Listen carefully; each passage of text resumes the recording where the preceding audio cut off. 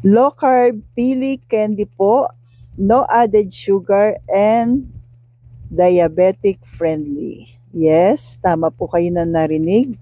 Kasi po hindi sugar ang nilagay natin kundi low carb sweetener po na hindi nakakapag-spike ng ating sugar po. Ang sarap nito ka low carbs. Hindi siya sobrang tamis dahil low carb sweetener po yung nilagay natin pero mai-enjoy mo po.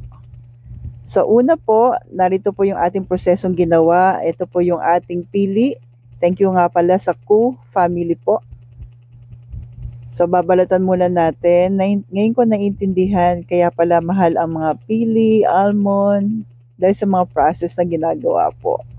So saludo po ako sa inyo sa mga taga Bicol na masisipag talaga po na nagagawa po nito. Pero kung may mabibilhan po kayo na nabalatan na, much better po.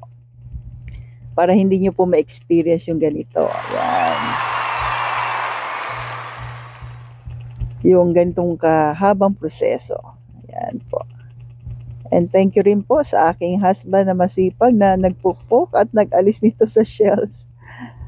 Yan po. So, kung umabot ka po sa part na ito, ano na po yung namimiss mo na po na candy?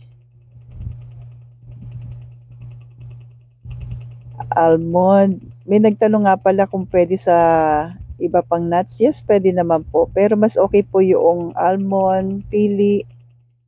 Yan. So, ayan po yung ating pili. Hayaan mo lang natin mag light brown sa coconut oil.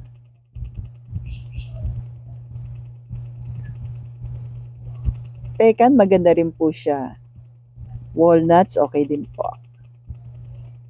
Then pag nag-light brown na po, tsaka natin ilalagay yung ating pure allulose po na available sa Cheddar's Grindahan.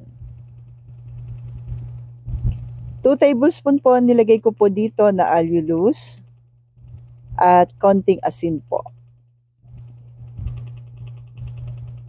Pag nag-light brown na po, kasi mabilis caramelize yung ating sweetener po.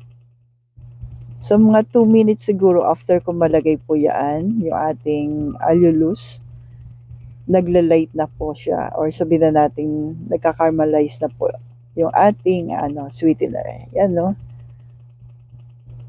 Sa ganito pong karami, 3 po kami ang kumain po nito. Kaya, okay lang naman din. Hindi pa rin lumagpas sa carbs allowance natin. At ang maganda dito, pwede nating stock sa rep or kahit sa outside sa rep po. So, ito na po yung ating low carb pili, nuts, no added sugar, and diabetic friendly. So, stay healthy, stay low carb po. Thank you!